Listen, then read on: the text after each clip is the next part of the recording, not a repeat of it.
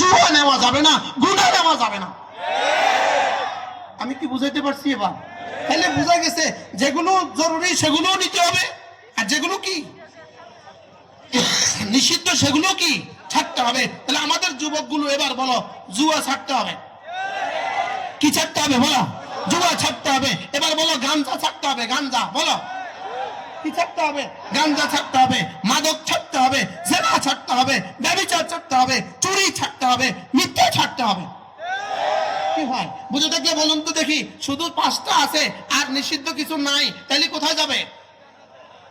বিদেশে যাবে। তাহলে কালেমা, নামাজ, রোজা, হজ, যাকাত এগুলো ঠিক আছে, নিষিদ্ধ কিছু ব্যাগে নেয় নেই, ইনশাআল্লাহ জান্নাতের সামিয়ানা আবার দেখা হবে। কি হয় তাহলে কি কি নিতে হবে? যেগুলো করণীয় সেগুলো করতে হবে, যেগুলো বর্জনীয় আমরা ব্যবহার করছি।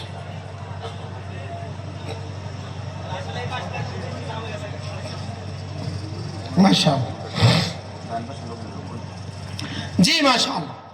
ইনশাআল্লাহ আল্লামা মামুনুল হক দামাত বারাকাত তিনি এখনই এসে পড়বেন, তিনি আসলে সবাই বসে যাবে ইনশাআল্লাহ। আপনারা যারা আছেন পেছনে অনেক লম্বা জায়গা আছে, আল্লাহ তাআলা কবুল করেন। তাহলে আমরা আজকে কি শিখলাম বলেন? কি শিখলাম? ভুলে গেছি। কালিমা, নামাজ, রোজা, হজ, যাকাত। আর কি শিখলাম? মদ, জুয়া। যারা বলে মদ জুয়া কি করতে হবে? মাদককে না বলুন। মাদককে কি বলুন বলেন? ইফতিজিংকে না বলুন। আশ্চর্য বিষয় হলো মাদককে না বলুন, ইফতিজিংকে না বলুন। যদি কিয়ামত পর্যন্ত এই স্লোগান দেয় এই মাদক না হবে না, ইফতিজিং না হবে না, যদি না মানুষকে কালিমা, নামাজ, রোজা, হজ, যাকাত শিখানো না হয়। বাস্তব না বাস্তব? আচ্ছা শিকড় কেটে দিয়ে যদি পানি ঢালেন এবার কি হবে? এই গাছ কবে ফুল দিবে? এই জন্য আমরা বলি, আমরা জোর দাবি জানাই, যদি বাংলাদেশের প্রাইমারি স্কুলগুলোতে যদি একজন ধর্মীয় শিক্ষক নিয়োগ দেওয়া হতো, বাংলাদেশের প্রাইমারি স্কুলগুলোতে যদি ধর্মীয় শিক্ষক নিয়োগ দিয়া প্রাইমারি স্কুলে কোরআনে কারীম শিখিয়ে দেওয়া হতো, হাই স্কুলে কোরআনে কারীম শিখিয়ে দেওয়া হতো, আমাদের কলেজ ইউনিভার্সিটিতে কোরআনে কারীম শিখিয়ে দেওয়া হতো, কোরআনে কারীম বুঝিয়ে দেওয়া হতো, কলেজ ইউনিভার্সিটিগুলোতে কোরআনে কারীম বুঝিয়ে দেওয়ার পরে আমাদের ইন্টারভিউগুলোতে যদি কোরআনে কারীমের উপর ইন্টারভিউ হতো, আমাদের বিসিএস এ যদি কোরআনে কারীমের ইন্টারভিউ হতো, আমাদের পুলিশ প্রশাসনে যদি কোরআনে কারীমের ইন্টারভিউ হতো, আমাদের লোক প্রশাসনে যদি কোরআনে কারীম ইন্টারভিউ হতো, সিভিল প্রশাসনে যদি কোরআনে কারীম ইন্টারভিউ হতো, আমাদের ডাক্তাররাও যদি কোরআনে কারীম পারতো, আমাদের ইঞ্জিনিয়াররাও কোরআনে কারীম পারতো, আমাদের শিক্ষকরাও কোরআনে কারীম পারতো, আমাদের ছাত্ররাও কোরআনে কারীম পারতো, বলুন তো দেখি দেশের অবস্থা কেমন হতো? হ্যাঁ, সুন্দর হইতো না? হইতো না? আচ্ছা আমি আপনাদেরকে একটা প্রশ্ন করি। যেমন ধরেন আমরা ক্লাস 1 একটা কবিতা পড়ছি, হাট্টিমা টিম টিম তারা মাঠে পাড়ে ডিম ওদের খাড়া দুটি শিং। আমরা পড়ছি, আমিও পড়ছি, আপনিও পড়ছেন। এবার বলুন তো দেখি এই কবিতাটা পড়ার পর থেকে আজ পর্যন্ত জীবনে আমার আর কয়দিন কাজে লাগছে? সবাই বলেন কয়দিন লাগছে? ওই দেখা যায় তাল গাছ, ওই আমাদের গাঁ, এটা আমার জীবনে কয়দিন কাজে লাগছে? এবার বলুন তো আমার বক্তব্যের সূরা ফাতিহা আলহামদুলিল্লাহি রাব্বিল আলামিন এটা আমার জীবনে কয়দিন কাজে লাগছে? কয়দিন? আজকে লাগছে 32 দিন। 32 বার আজকে সূরা ফাতিহা 32 বার, গতকালকেও 32 বার, আগামীকালকেও 32 বার, পরশুও 32 বার, এরপরের দিনও 32 বার। যেটা আমার জীবনে প্রত্যেকদিন 32 বার লাগবে সেটা আমি আমার বাচ্চাদেরকে শিখাইলাম না। যেটা জীবনে একবারও লাগবে না সেটা বাচ্চাদেরকে শিখাইলাম। আমার বিবেক এত পচে গেল কেন? আমি কি কষ্ট দিয়ে ফেলছি আপনাদেরকে? যেটা জীবনে প্রতিদিন কয়বার লাগে? সূরা ফাতিহা প্রতিদিন কতবার লাগে? সূরা ফাতিহা প্রতিদিন লাগে 32 বার। আর হাট্টিমা টিম টিম কয়বার লাগছে? উত্তর দেয় না। আচ্ছা যেমন আমরা ক্লাস 7 এ পড়ছি a square plus twice ab plus b square, a square plus twice ab plus b square equal to যা হওয়ার হয়েছে। আচ্ছা এটা আমার জীবনে আপনার জীবনে কয়বার পড়ছেন ডেইলি? আচ্ছা আমি যেমন একটা প্রশ্ন করি, do did done, do did done, do did done, going gone, going gone, going gone, আপনি আপনার জীবনে কয়বার লাগছে? এবার বলুন তো দেখি সুবহান রাব্বিয়াল আযীম আপনার জীবনে ডেইলি কয়বার লাগে? উত্তর দেয় না। ডেইলি 96 বার লাগে। আর 3 × 3 96। সুবহানাল্লাহ বলেন। সুবহান রাব্বিয়াল আযীম আমার জীবনে ডেইলি কতবার লাগে? উত্তর দেন না, এটা উত্তর দেন না। সুবহান রাব্বিয়াল আযীম ডেইলি কয়বার লাগছে?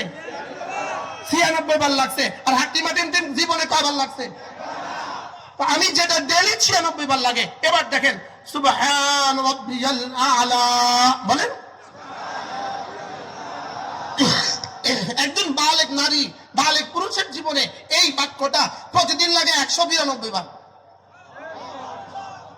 সুবহানাল্লাহ বলে না। প্রতিদিন কতবার লাগে? 192 বার। এটা লাগে প্রতিদিন 192 বার। তাহলে এটা শুদ্ধ করেন, সুবহান রাব্বিয়াল আ'লা। যারা বলে না তাদের নাকটা টেনে দেন, সুবহান রাব্বিয়াল আ'লা। যারা বলে না সুবহান রাব্বিয়াল আ'লা। এটা হলো আমাদের হেলাল সাহেব, ইনি হলেন আমাদের হেলাল সাহেব। সব পরিবেশে যাকে মানায় সুবহানাল্লাহ, মাশাআল্লাহ, ইনশাআল্লাহ। যারা দাঁড়িয়ে আছেন আপনারা আসেন, সবাই আসন গ্রহণ করেন। জি জি মাশাআল্লাহ, কষ্ট করে চলে আসেন, এত দূর থেকে ঘর থেকে আসছেন আর এত দূর পর্যন্ত। জি মাশাআল্লাহ, কষ্ট করে চলে আসেন, আল্লাহ তৌফিক দান করেন। তাহলে আমি কি বললাম আপনাকে? সুবহান রাব্বিয়াল আযীম ডেইলি কতবার?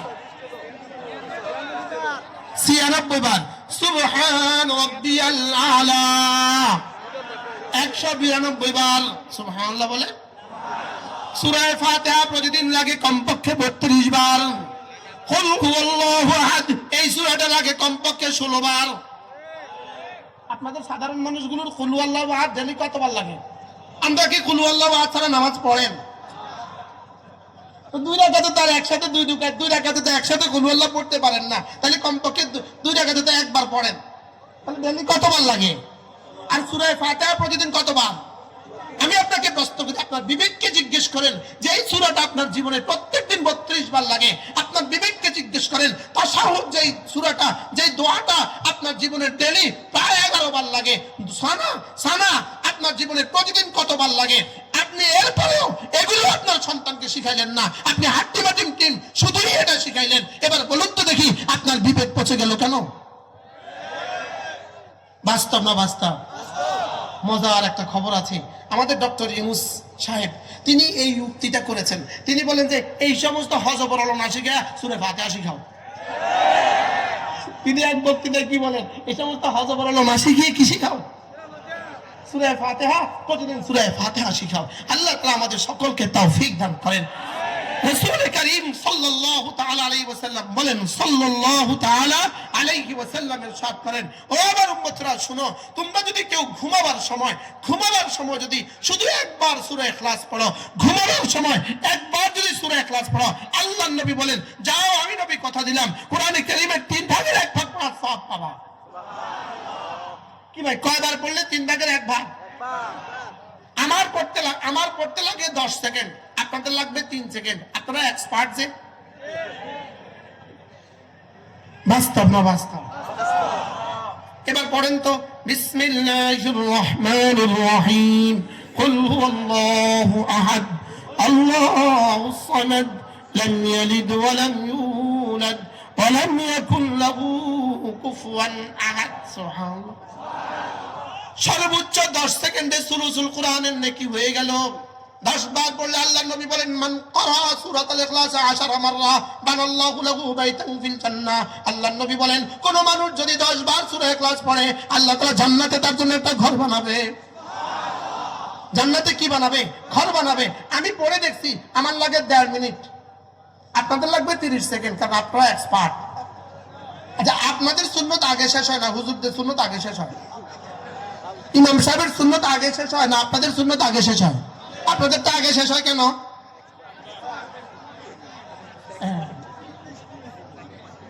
কি হয়? তাইলে বোঝা গেছে আমাদের সমস্যা আছে। আমাদের কি আছে বলেন?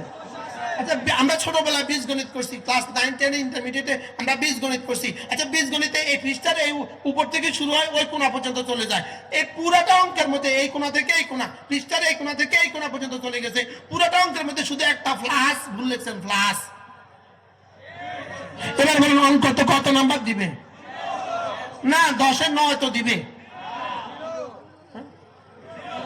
কত নাম্বার দিবে বলেন?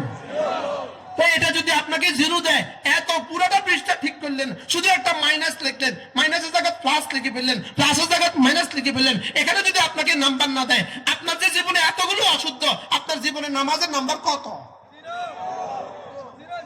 কি ভাই, তো কি নিয়ে রওনা দিয়েছি কবরের দিকে? কি নিয়ে কবরের দিকে রওনা দিয়েছেন? এজন্য প্রত্যেকেই নিয়ত করেন, আমি আমার ছেলেকে, আমি আমার মেয়েকে কোরআনে কারীম শিখাবই শিখাবো। বলেন ইনশাআল্লাহ, বলেন ইনশাআল্লাহ। আল্লাহ তৌফিক দান করেন। হ্যাঁ, যাদের ছেলে মেয়ে হবে না, আপনারা কেন হাত তুলছেন?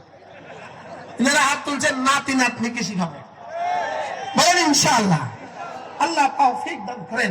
আমার ভাই, আমার ভাই, আমরা যেভাবে ধ্বংস হতে চলছি, আমরা যেভাবে জাহান্নামের দিকে ছুটছি, আমাদের পরিণতি শুভ হবে না, আমাদের পরিণতি সামনে ভালো হবে না। যুবক, তোমাকে ধ্বংসের জন্য সমস্ত পরিকল্পনা করে ফেলেছে। তোমার হাতে মোবাইল কেন তুলে দিয়েছে? শুধুই তোমাকে ধ্বংসের জন্য। নগ্ন ছবি তোমাকে কেন তুলে দিয়েছে? শুধুই তোমাকে ধ্বংসের জন্য। তোমাকে নামাজ শূন্য কেন করেছে? শুধুই তোমাকে ধ্বংসের জন্য। তুমি খুদা না খাস্তা যদি ফিরে না আসো, আরেকটা বার্মার ট্র্যাজেডি অপেক্ষা করছে আমাদের জন্য, আরেকটা ফিলিস্তিন আমাদের জন্য অপেক্ষা করছে। এজন্য তুমি কবে তওবা করবা, কবে ফিরবা? তুবুল্লাহ জামিআ আইয়ুহাল মুমিনুন, দ্বীনের দিকে ফিরো। আমাদের দ্বীন আমাদের শেষ ঠিকানা, আমাদের ঈমান আমাদের রক্ষা কবচ, আমাদের ইসলাম আমাদের রক্ষা কবচ। যেভাবে আলহামদুলিল্লাহ 15টা মাস এতটা যুদ্ধের পরেও, সারা পৃথিবী মিলে যুদ্ধের পরেও ফিলিস্তিনের মুসলমানদের কাছে যেভাবে ইসরায়েল চিরতরে লাঞ্ছিত হয়ে পরাজিত হয়েছে, শুধুই তাদের ঈমানের কারণে, শুধুই তাদের ইসলামের কারণে। কিসের কারণে বলেন? কিসের কারণে?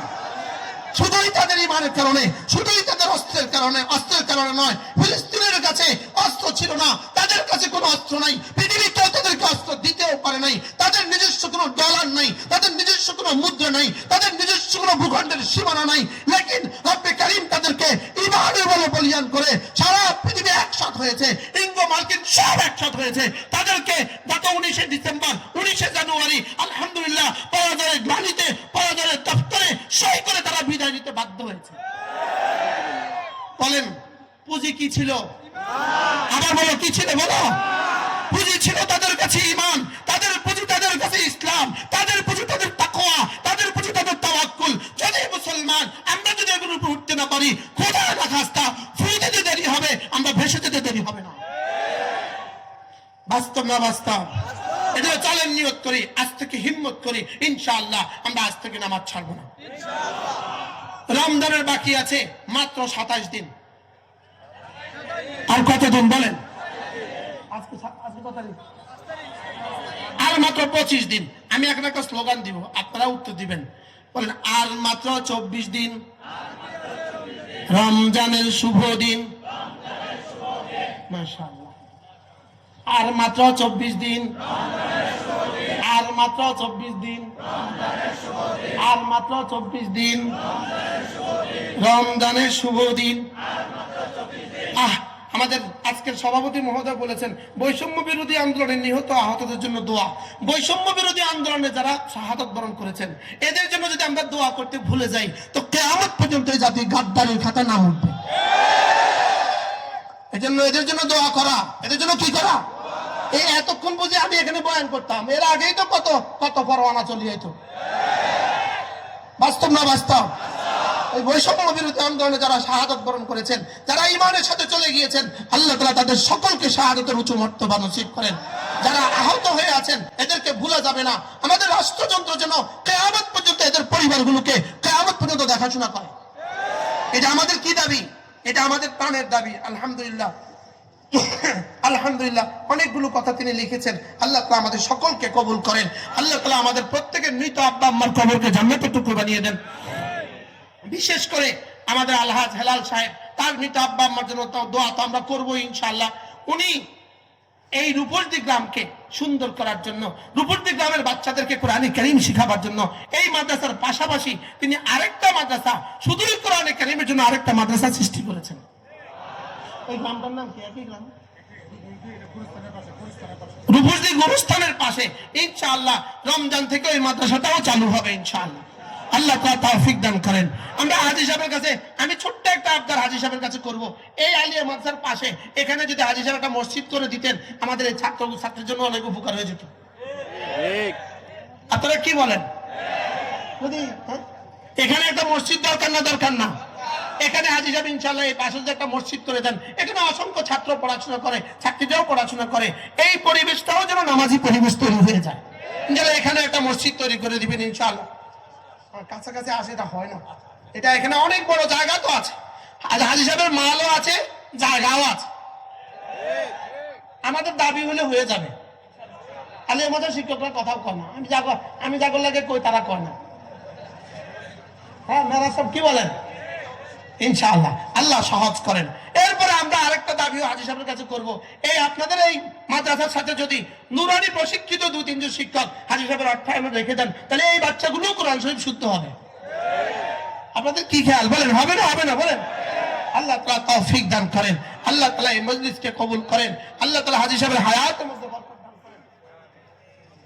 হ্যাঁ ইনশাআল্লাহ বয়স্কদের জন্য কোরআন শরীফ শিক্ষা কোর্স চালু হবে ইনশাআল্লাহ। বলেন ইনশাআল্লাহ, বলেন ইনশাআল্লাহ। ইনশাআল্লাহ রূপসী গ্রাম হবে সারা বাংলাদেশের আদর্শ ইনশাআল্লাহ। আল্লাহ তাআলা তৌফিক দান করেন। এখানে কোনো অনাচার হবে না, এখানে কোনো দুরাচার হবে না, এখানে গাঞ্জার ব্যবসা আর হবে না। জোরে কয় না তো, এখানে কি হবে না? বলেন। এই গাঞ্জার ব্যবসা আর হবে না।